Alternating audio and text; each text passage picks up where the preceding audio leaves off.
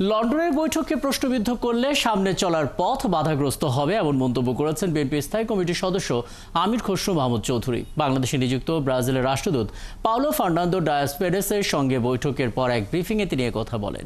BNP মহাসচিব মির্জা ফখরুল ইসলাম আলমগীরের নেতৃত্বে একটি প্রতিনিধি দলের সঙ্গে রাজধানীর গুলশানে বিএনপি চেয়ারপারসনের রাজনৈতিক কার্যালয়ে এই বৈঠক অনুষ্ঠিত হয়। আমির খসরু মাহমুদ আরও জানান, জাতির জন্য ইতিবাচক এই বৈঠক ধরেই সব সমস্যার সমাধানে পৌঁছাতে হবে।